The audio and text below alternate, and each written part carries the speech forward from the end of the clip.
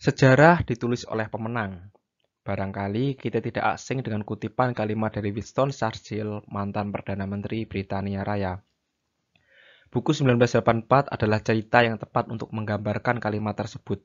Buku ini terdiri dari 3 bagian. Bagian pertama adalah penjelasan situasi di zaman itu, bagian kedua adalah penghantar konflik, dan bagian ketiga adalah klimaksnya.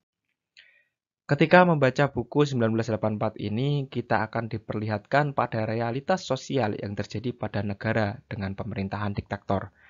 Barangkali masih relevan dengan beberapa negara yang menerapkan sistem tersebut di era modern ini. Buku yang ringan untuk dibaca sambil minum kopi di sore hari. Namun saya sarankan untuk membacanya secara perlahan, sebab alurnya cukup membutuhkan fokus untuk dapat memahaminya. Selain itu, bahasa yang digunakan pada zaman saat buku ini ditulis dengan bahasa saat buku ini diterjemahkan tentu saja berbeda. Secara keseluruhan, saya memberikan buku ini rating 7,9 dari 10 dan 7 dari 10 untuk endingnya. Saya tidak akan menjelaskan mengapa, namun saya rekomendasikan buku ini untuk kalian yang gemar membaca soal politik dan monopoli penguasa. Lalu bagaimana kisah bukunya? Saya akan sedikit menceritakan.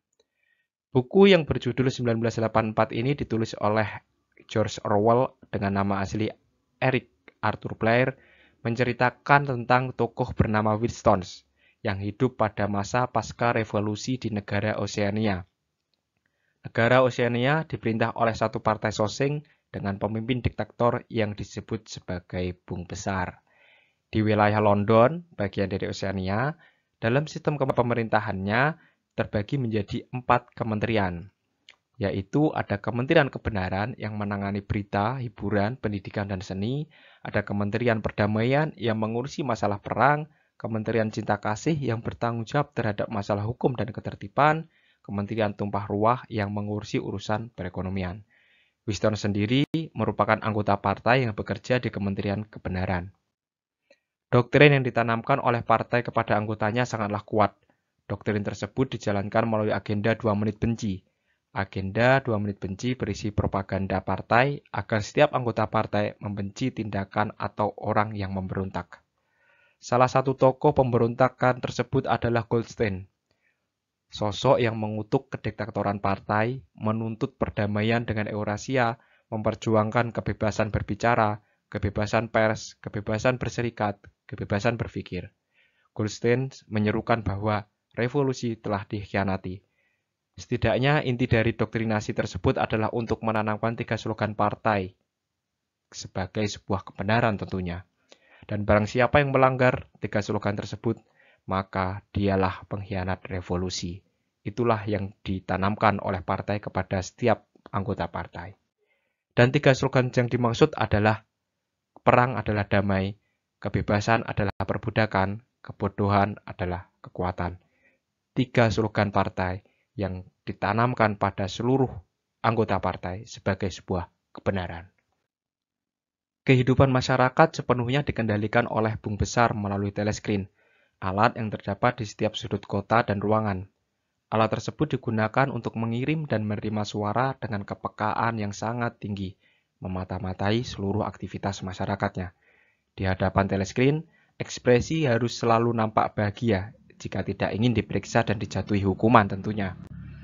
Bahkan bisa dibayangkan, masyarakat sepanjang waktu tidak dapat lepas dari pengawasan polisi pikiran.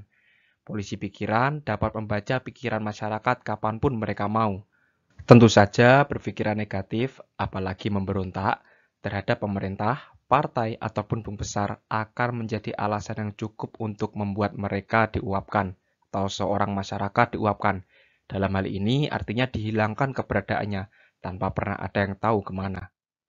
Ketika seseorang diuapkan, maka identitasnya secara administrasi akan dihilangkan.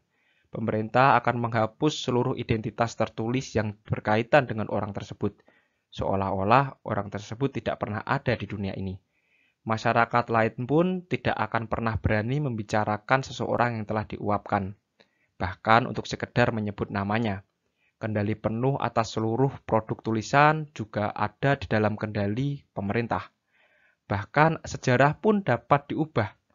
Ketika terdapat sejarah yang tidak dikehendaki oleh pemerintah, maka pemerintah akan merubah atau menghapus bagian sejarah tersebut dari berbagai tulisan. Tidak terkecuali buku sejarah di sekolah, tulisan lama akan ditarik oleh pemerintah dan dimusnahkan. Kemudian tulisan baru akan diterbitkan. Begitu pula sebaliknya, jika pemerintah menghendaki suatu sejarah terjadi, maka mereka akan menulis sejarah tersebut. Sekalipun sebenarnya peristiwa tersebut atau peristiwa sejarah tersebut tidak pernah benar-benar terjadi. Oleh karena sistem tersebut, masyarakat tidak pernah ada yang tahu bagaimana kehidupan sebelum revolusi. Apakah lebih buruk atau sebenarnya lebih baik daripada kehidupan pasca revolusi? Tidak ada bukti tertulis. Generasi tua yang menjalani sejarah tersebut juga sebagian besar telah punah dalam pembersihan besar-besaran. Dan itulah cerita atau sedikit review dari buku 1984, di mana semua yang saya ucapkan dan semua yang saya tampilkan merupakan penilaian subjektif dari diri saya. Apabila kalian memiliki pendapat yang berbeda, silahkan tulis di kolom komentar.